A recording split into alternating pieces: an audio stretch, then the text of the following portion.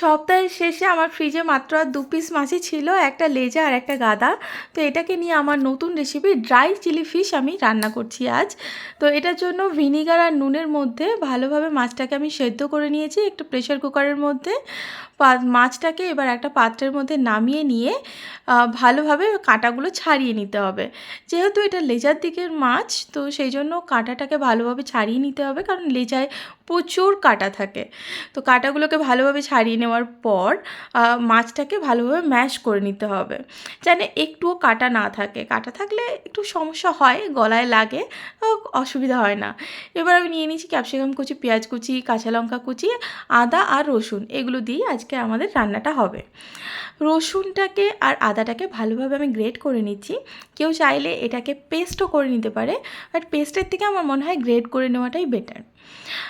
এর সাথে সাথে কিছু পেঁয়াজ আমি একদম কুচি কুচি কুচি কুচি করে কেটে নিয়েছি, যেটা আমাদের এই মাছটাকে মাখাতে কাজে লাগবে। তো এখানে আমি কিছুটা রসুন কুচি, আদা কুচি আর পেঁয়াজ নিয়েছি। এর সঙ্গে নিয়েছি আমি চালের গুঁড়ো, পরিমাণ মতো নুন আর ভাজা মশলা, মানে যেটা আমাদের জিরে ভাজা আর গোলমরিচ ভাজা, ওটা নিয়েছি 1 চামচ। দিয়ে ভালোভাবে এটাকে মাখিয়ে গোল গোল করে নিয়েছি। কেউ চাইলে এখানে কর্নফ্লাওয়ার ইউজ করতে পারে, বাট আমি চালের গুঁড়ো ইউজ করেছি।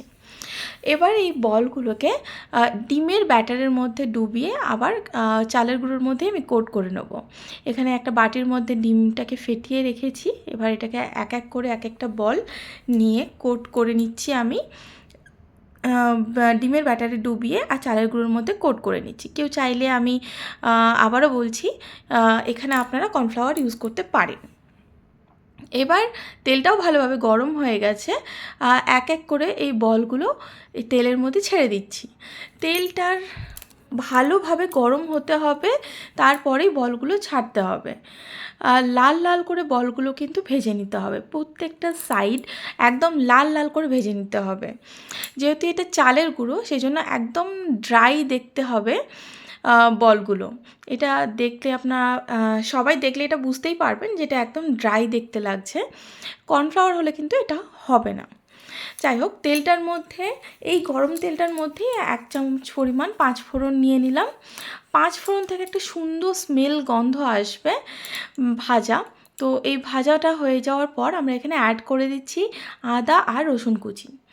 আদা আর রসুন কুচিটাও ভালোভাবে তেলের সাথে মিশিয়ে নিতে হবে। এটার থেকেও একটা সুন্দর গন্ধ আসে। এই গন্ধটা আসার পরে এখানে কিন্তু আমরা নুন অ্যাড করছি না। যাই হোক, এরপর আমরা দিয়ে দিচ্ছি কাঁচা লঙ্কা কুচি। কাঁচা লঙ্কা কুচিটা দিয়েও ভালোভাবে নাড়িয়ে নিতে হবে। এরপর অ্যাড করে দিচ্ছি ক্যাপসিকাম আর পেঁয়াজ কুচিটা। পেঁয়াজগুলোকে ভালোভাবে ছাড়িয়ে নিতে হবে। একে অন্যের সাথে লেগে থাকলে দেখতে অতটা ভালো লাগে না, ছাড়িয়ে নিলে বেশ ভালো লাগে দেখতে। ভালোভাবে এটাকেও নাড়াচাড়া করে ভেজে নিতে হবে। কেউ চাইলে এটা ঢাকা দিয়েও ভাজতে পারে, আর না হলে এমনিও ভাজা যায়। আমি হাই টু মিডিয়াম ফ্লেমে এটাকে একটু ভাজা ভাজা করে নিচ্ছি। সুন্দরভাবে ভাজা ভাজা হয়ে গেলে এটার মধ্যে দিয়ে দিতে হবে একটা পেস্ট, সেটা হচ্ছে সসের পেস্ট। তো এখানে নিয়ে নিচ্ছি ডার্ক সয়া সস 2 চামচ, আচ্ছা রেড চিলি সস যেটা আমি নিয়ে নিচ্ছি 1 চামচ, আর টমেটো সস 1 চামচ। সুন্দরভাবে এটাকে ভালোভাবে গুলিয়ে নিয়ে পেস্টটাকে আমি দিয়ে দিচ্ছি এর মধ্যে কড়াইয়ের মধ্যে এটা দিয়ে ভালোভাবে নাড়াচাড়া করে নিচ্ছি। পেঁয়াজ আর ক্যাপসিকামটা কিন্তু অনেকটা ভাজা ভাজা হয়ে গেছে, কিছুটা ব্রাউন কালার টাইপ হয়ে গেছে পেঁয়াজটা। তো এই সসটার মধ্যে কিন্তু আমি কোনো রকম কর্নফ্লাওয়ার অ্যাড করছি না। আমি আমার রান্নায় আজকে কোনো রকম কর্নফ্লাওয়ার অ্যাড করছি না। এরপর আমি দিয়ে দিলাম বলগুলো ভালোভাবে এই সসটার সাথে মিশিয়ে নিচ্ছি। একদম পুরো বলগুলো ভালোভাবে বলগুলোর গায়ে সসগুলো লেগে যেন যায়, ভালোভাবে যেন কোট হয়। এবার দিয়ে দিচ্ছি স্বাদ মতন নুন। আমি 1/2 চামচ মতন নুন নিয়েছি, আর 1/2 টিস্পুন মতো চিনি নিয়েছি। এই দুটোকেও এবার একটু ব্যালেন্স করে মিশিয়ে নিতে হবে।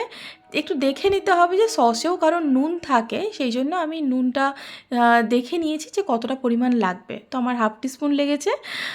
যার যেরকম পরিমাণ লাগবে সে একটু তাকে একটু দেখে নিতে হবে। দেখুন এখানে কত ভালোভাবে বলগুলোর গায়ে সসগুলো কোট হয়ে গেছে, আর পেঁয়াজ আর ক্যাপসিকামটাও অনেকটা নরম হয়ে গেছে। তো আমাদের রান্নাটা একদম কমপ্লিট। কেমন লাগলো সবাই কিন্তু জানাবেন। এবার এখানে অ্যাড করে দিচ্ছি সবার লাস্ট 1 টেবিল চামচ গোলমরিচের গুঁড়ো বা ব্ল্যাক পেপার। সুন্দরভাবে এটাকেও মিশিয়ে নিচ্ছি। আমাদের রান্না কমপ্লিট। কেমন লাগলো সবাই কিন্তু জানাবেন।